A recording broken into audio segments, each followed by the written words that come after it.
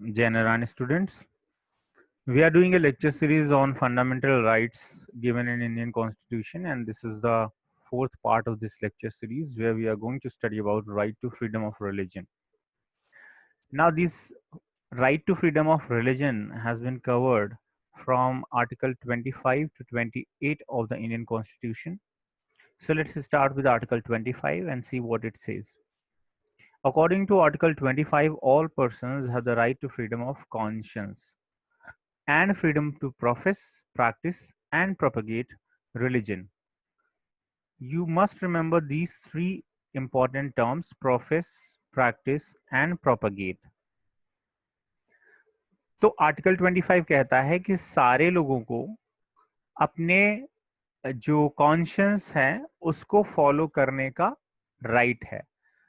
Conscience का मतलब होता है आप कह सकते हो कि जो भी वो जिस भी प्रैक्टिस को फॉलो करना चाहता है, मतलब if he wants to follow the practices of Hinduism, if he or she wants to practice the religion of Islam, then he can do this.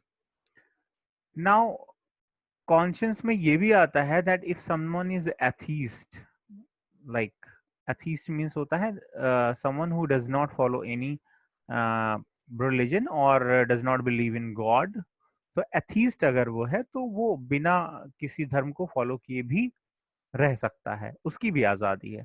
इसलिए बोला जा रहा है कॉन्शियंस, मतलब जो भी आप प्रैक्टिसेस फॉलो करना चाहते हो, हिंदुइज्म के प्रैक्टिसेस, इस्लाम के प्रैक्टिसेस, क्रिश्चियन प्रैक्टिसेस, जो भी आपके रिलीजियस प्रैक्टिसेस हैं, आप उसको फॉलो कर सकते हो।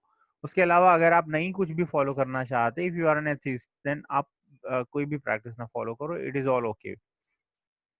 कहने का ये मतलब है, इसलिए कॉन्शियंस वर्ड पहले यूज किया है। तो आपको अपने कॉन्शियंस को मानने का राइट है।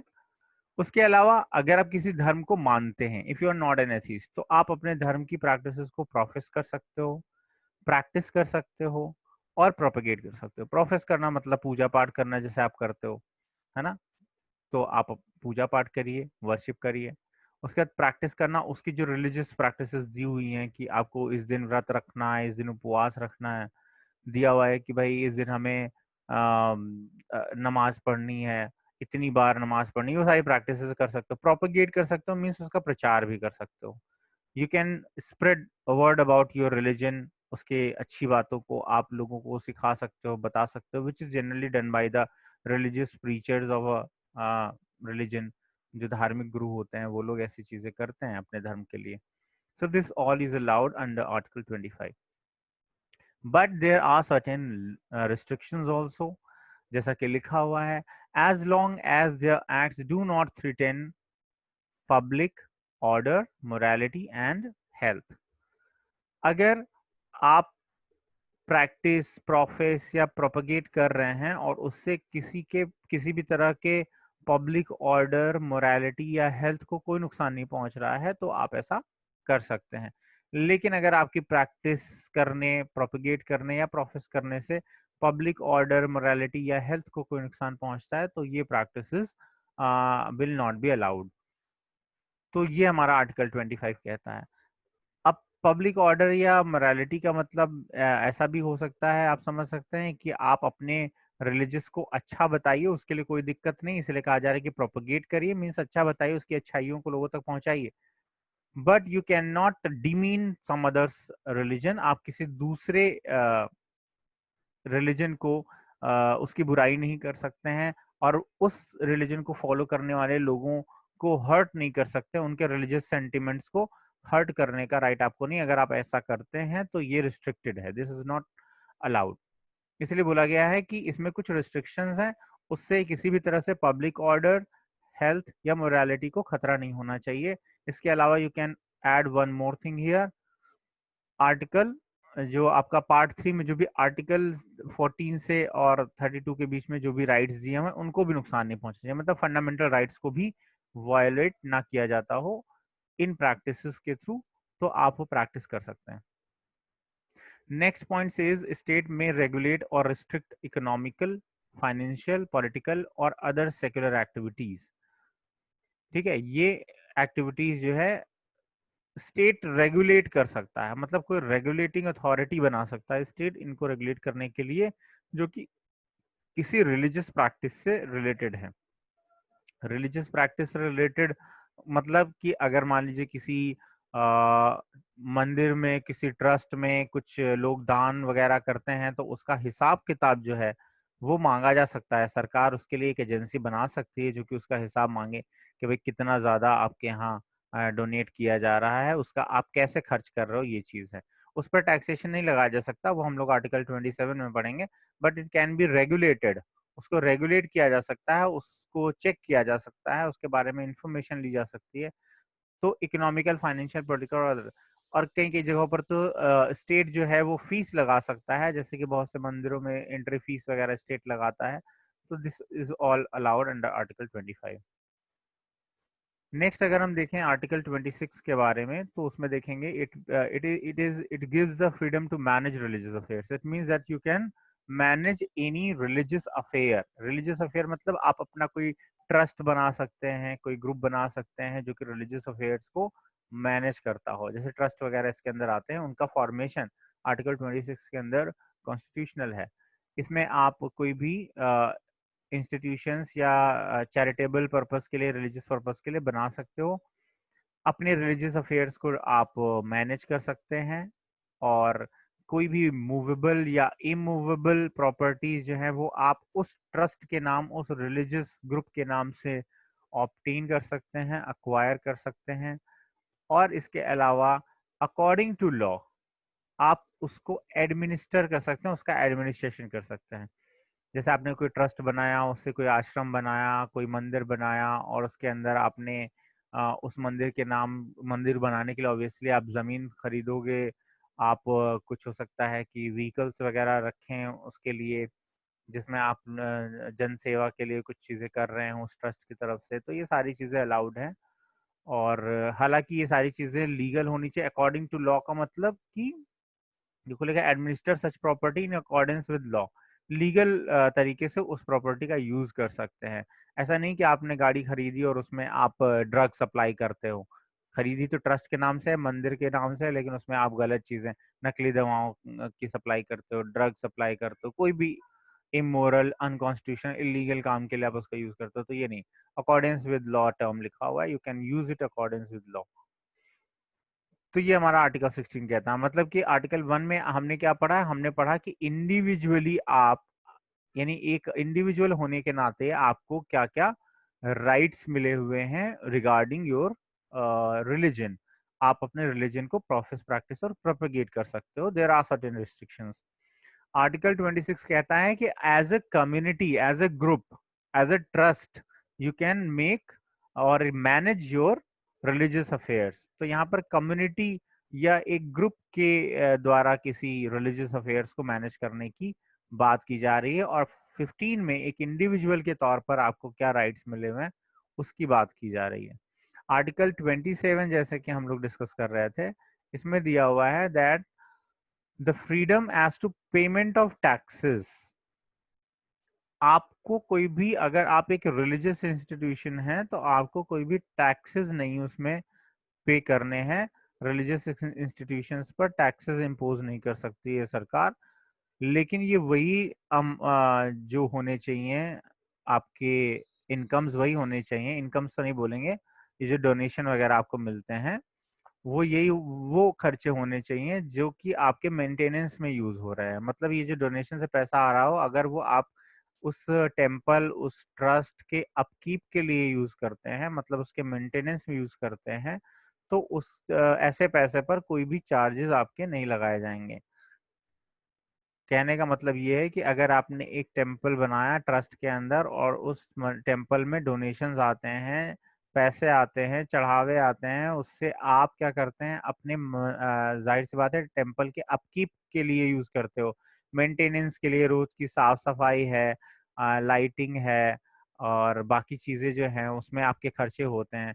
तो वो सारे खर्चे अगर आप करते हैं उस पैसे से, तो आपको ऐसे किसी भी डोनेशन या जो भी आपको दान मिलता है पैसे का, उस पे आपको टैक्स इम्पोज नहीं किया जाएगा by the state. This is given under article 27। एक और चीज इसमें देखिए लिखी है, that the donation in temples that are used for the upkeep of the temple cannot be taxed. This is similar, prohibits forcing anyone to pay any taxes on revenues that are used in payment of expenses for the promotion and maintenance of any religious religion or section. किसी भी religion को maintain या promote करने के लिए जो भी पैसे खर्च किए जाते हैं उस पर कोई भी टैक्सेस नहीं लगा सकती है सरकार. This is it. 27 के में ऐसा लिखा हुआ है. 28 में देखो लिखा हुआ है दैट रिलीजियस इंस्ट्रक्शंस नहीं दिए जा सकते किसी भी एजुकेशनल इंस्टीट्यूशन में. अगर कोई एजुकेशनल इंस्टीट्यूशन है, कोई स्कूल है, कोई ऐसी जगह है जहाँ पर कि बच्चों को पढ़ाया जाता है, एजुकेशन दी जाती है, और वो अगर एजुकेशनल इंस्टीट्यूशन स्टेट फंडेड है, यानी कि सरकार उसमें मदद करती है, सहायता करती है पूरी तरीके से, होली स्टेट फंडेड है, तो उसमें आप कोई भी रिलीजियस इंस्ट्रक्शंस नहीं दे सकते हैं. रिलीजियस इंस्ट्रक्शंस का मतलब किसी एक खास धर्म की शिक्षा नहीं दे सकते हैं. मतलब कि जैसे आपका स्कूल मान लीजिए, ये मान लीजिए केंद्रीय विद्यालय जैसा होता है ना, तो केंद्रीय विद्यालय क्या है, एक गवर्नमेंट स्कूल है, स्टेट फंडेड है पूरी तरीके से. अब केंद्रीय विद्यालय के अंदर आपको ये नहीं पढ़ाया जाएगा कि आप वहां पर हवन कैसे करो, पूजन कैसे करो, यज्ञ कैसे करो, और व्रत उपवास कैसे करो, ये सारी चीजें नहीं पढ़ाई जाएंगी. ये सारे क्या है, रिलीजियस है, रिलीजियस इंस्ट्रक्शंस हैं, तो रिलीजियस इंस्ट्रक्शंस नहीं दिए जाएंगे. वो अपने जो डिसाइडेड करिकुलम है उसके अकॉर्डिंग एजुकेशन वहां पर दी जाएगी. ठीक है, तो ये एक पार्ट है इसका. इसी तरीके से किसी भी स्टेट फंडेड स्कूल में किसी भी धर्म का, केवल हिंदू का नहीं, किसी भी धर्म के कोई भी रिलीजियस इंस्ट्रक्शंस जो है वहां पर नहीं सिखाए जा सकते. नेक्स्ट इज देखिए, स्टेट रिकॉग्नाइज्ड और स्टेट एडेड एजुकेशनल इंस्टीट्यूशंस. इसके अलावा जो स्टेट एडेड है, ऊपर वाले में क्या था, Holi maintained by the state, जो पूरी तरीके से सरकार के कंट्रोल में, सरकारी जिसको मैनेज करती है, फंड करती है. यहाँ पर स्टेट एडेड होते हैं कुछ, यानी कि कुछ हिस्सा उसमें सरकार जो है मदद के तौर पर करती है रेगुलरली. ऐसे एजुकेशनल इंस्टीट्यूशंस में किसी भी स्टूडेंट को किसी रिलीजियस इंस्ट्रक्शंस में पार्टिसिपेट करने के लिए फोर्स नहीं किया जा सकता. अगर वो स्टेट एडेड है तो रिलीजियस इंस्ट्रक्शंस अगर कोई दिए जा भी रहे हैं तो उसमें किसी स्टूडेंट को जो है फोर्स नहीं किया जा सकता कि वो उसको उसमें पार्टिसिपेट करे. वो उसकी अपनी इंडिविजुअल, आर्टिकल 25 के अंदर जो उसकी इंडिविजुअल फ्रीडम ऑफ रिलीजन है उसको यूज करते हुए, अगर वो करना चाहता उसमें पार्टिसिपेट तो करेगा, नहीं करना चाहता तो नहीं करेगा, ऐसा होगा. लेकिन होली मेंटेन स्टेट फंड्स में दिया ही नहीं जा सकता रिलीजियस इंस्ट्रक्शंस. ठीक है, और अगर स्टेट एडेड है तो उसमें रिलीजियस इंस्ट्रक्शंस दिया जा सकता है, लेकिन स्टेट जब रिलीजियस इंस्ट्रक्शंस जिस समय दिया जा रहा होगा तो उस समय ये कंपलसरी नहीं होगा किसी भी स्टूडेंट के लिए कि वो उसमें पार्टिसिपेट करे. अगर उसके रिलीजन में ऐसा नहीं लिखा हुआ है कि वो उन प्रैक्टिसेस को करे तो उसको वो मना कर सकता है, या उसमें पार्टिसिपेट नहीं करता है तो उसको फोर्स नहीं किया जा सकता. ठीक है, ये सारी चीजें आपकी जो है आर्टिकल 25, 26, 27 और 28 में दी हुई है. नेक्स्ट देखते हैं, इसके बाद आता है हमारा राइट. नेक्स्ट जो राइट है हमारा वो है cultural and educational right. Cultural and educational right, article 29 and article 30 इसमें हम लोग पढ़ेंगे. तो नाम से ही पता चल रहा है कि ये भी कल्चर और एजुकेशन से ही रिलेटेड है, लेकिन बेसिकली हम लोग यहाँ पर माइनॉरिटी के कल्चर और एजुकेशन की बात करते हैं. तो उसमें देखते हैं क्या है. आर्टिकल 29 देखो लिखा हुआ है that it provides minority sections. Minority की बात है इसमें. माइनॉरिटी सेक्शन, माइनॉरिटी जो होता है वो टू बेसिस पर हो सकता है. एक तो लिंग्विस्टिक बेसिस पर हो सकते हैं माइनॉरिटी, है ना, और दूसरे होते हैं रिलीजियस बेसिस पर.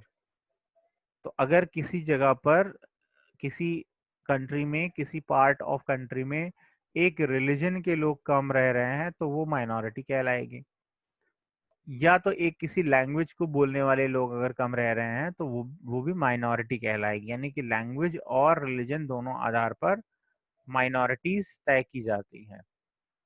किसी भी आधार पर माइनॉरिटी हो, अगर वो माइनॉरिटी सेक्शन से बिलीव करता है तो आर्टिकल 29 के अंदर any person belonging to a minority section of citizens जिनकी अपनी अलग लैंग्वेज, स्क्रिप्ट या कल्चर हो, वो उस लैंग्वेज, स्क्रिप्ट या कल्चर को कंजर्व कर सकते हैं। कंजर्व कर सकते हैं, प्रिजर्व कर सकते हैं, मतलब उसको कंटिन्यूअसली यूज कर सकते हैं, उनको रोका नहीं जा सकता उससे। ठीक है, पूरे लोकेलिटी में सारे लोग हिंदी बोलते हैं, लेकिन एक दो परिवार हैं जो कि बंगाली बोलते हैं, तो उनको ये लोग मना नहीं कर सकते कि नहीं तुम भी हिंदी बोलो, तुम लोग बंगाली क्यों बोल रहे हो, है ना।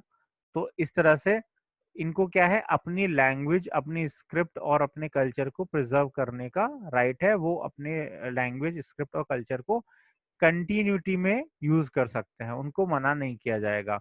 स्क्रिप्ट और लैंग्वेज में फर्क होता है। स्क्रिप्ट जो होता है वो लेखन शैली है, लिखने का तरीका है। जैसे हिंदी जो है वो तो लैंग्वेज है, लेकिन उसकी जो स्क्रिप्ट है वो देवनागरी स्क्रिप्ट है। उसका जो लिखने का स्टाइल है, कैसे लिखते हैं, लेफ्ट टू राइट लिखते हैं ना, इस तरीके से। तो ये क्या है, ये आपका स्क्रिप्ट जो है वो देवनागरी स्क्रिप्ट है। इसी तरह उर्दू जो है इट इज अ लैंग्वेज, लेकिन उसको जो स्क्रिप्ट है वो अरबिक स्क्रिप्ट है, तो उसको राइट टू लेफ्ट लिखा जाता है। उसके लिखने की स्टाइल जो है वो राइट टू लेफ्ट है, तो अपने अपना स्क्रिप्ट स्टाइल है। रोमन जो लैंग्वेज है उसकी स्क्रिप्ट डिफरेंट है, वो टॉप टू बॉटम लिखा जाता है, ऊपर से नीचे की तरफ लिखा जाता है। तो इस तरीके से लैंग्वेज विच इज स्पोकन और स्क्रिप्ट की जिस फॉर्म में उस लैंग्वेज को रिटन, मतलब जो उसका फॉर्म होगा, लैंग्वेज का लिखने का जो तरीका होगा, उसको उसकी स्क्रिप्ट कहते हैं। तो लैंग्वेजेस की अपनी डिफरेंट स्क्रिप्ट होती हैं।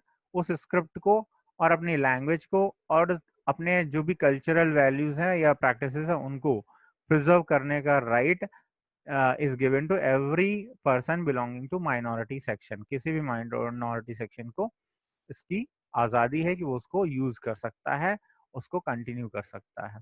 Next is it prohibits educational institutions maintained by state or receiving aid out of state funds from denying admission to any citizen on the ground of religion, race, caste और language। तो क्योंकि हम यहाँ पर क्या चीज पढ़ रहे हैं 29 में, हमने जब हम ये इसका जो हेडिंग है वो क्या है, कल्चरल एंड एजुकेशनल, राइट ना। तो कल्चर की बात हो गई। एजुकेशन में लिखा हुआ है कि कोई भी स्टेट फंडेड या स्टेट एडेड स्कूल जो होगा वो किसी भी पर्सन को एडमिशन देने से मना नहीं करेगा। किस आधार पर मना नहीं करेगा, कि उसका रिलीजन जो है वो उसको स्कूल को पसंद नहीं है, या वो स्कूल उस रेस के व्यक्ति को या कास्ट या लैंग्वेज के व्यक्ति को एडमिशन नहीं देना चाहता।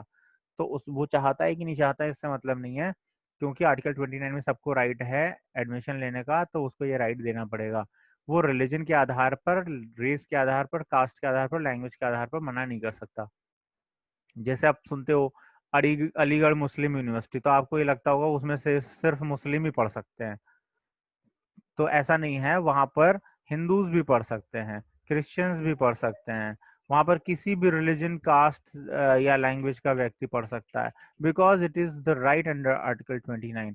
आपको लगता होगा कि काशी विद्यापीठ में केवल हिंदू ही पढ़ सकते हैं, लेकिन ऐसा नहीं है। उसमें मुस्लिम्स भी पढ़ सकते हैं, क्रिश्चियंस भी पढ़ सकते हैं।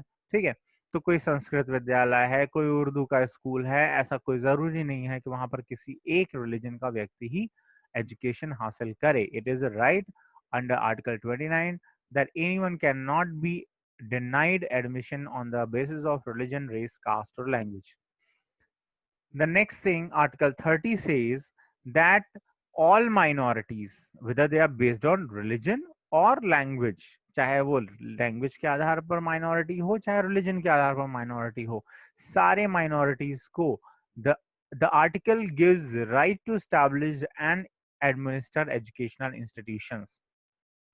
वो अपने खुद के एजुकेशनल इंस्टीट्यूशंस भी स्टैब्लिश कर सकते हैं। देखो 29 ने क्या बोला कि आप किसी भी एजुकेशनल इंस्टीट्यूशन में एडमिशन ले सकते हो, ठीक है। फिर भी अगर आपको लगता है कि नहीं नहीं हम वहां पर कहाँ जाएंगे, वो तो संस्कृत विद्यालय हिंदुओं का स्कूल है, हम वहां पर नहीं जा सकते, हमें वहां एडमिशन नहीं लेना, हमें वहां परेशान किया जा सकता है, या कोई जरूरी नहीं कि परेशान किया जाए, ऐसा होता नहीं है, लेकिन फिर भी अगर किसी को लग रहा है कि हमें तो अपने रिलीजियस इंस्टीट्यूशंस बनाने हैं, अपना एजुकेशनल इंस्टीट्यूशन बनाना है, then they can also establish under Article 30, they can also establish their own educational institutions. जैसे आप मदरसा वगैरह सुनते हो, मदरसाज होते हैं, तो मुस्लिम इंस्ट्रक्शंस यहाँ पर मुस्लिम बच्चों के लिए बेसिकली ये इंस्टीट्यूशंस खोले जा सकते हैं उनको एजुकेशन देने के लिए. So this religious educational institutions can also be administered or opened by the religious communities. ये चीज भी अलाउ की गई आर्टिकल 30 में. It prohibits state from discriminating educational institution. अगली चीज इसी आर्टिकल में लिखी है कि भाई स्टेट क्या करती है, सबको मदद करती है, सारे एजुकेशनल इंस्टीट्यूशन को कर रही है. तो जब वो इनको मदद कर रही होगी तो वो किसी भी तरह का डिस्क्रिमिनेशन नहीं करेगी रिलीजन और लैंग्वेज के बेसिस पर. मान लीजिए स्टेट उस समय क्या है, आपके दिमाग में चल रहा हो कि नहीं ये स्टेट तो हिंदुओं की जो गवर्नमेंट है, या ये मुस्लिम का सपोर्ट इसको मिलता है इस गवर्नमेंट को, तो ये हमको नहीं मदद करेगी. तो ऐसा नहीं होना चाहिए. उस स्टेट को ये बात मानकर चलनी है कि I am the state, I am the government, और ये मेरी जिम्मेदारी है कि मुझे सारे एजुकेशनल इंस्टीट्यूशंस को अपना एड प्रोवाइड करना है. उनकी कोई भी तरह से फाइनेंशियल हेल्प हमें अगर जरूरत है उनको तो करनी है.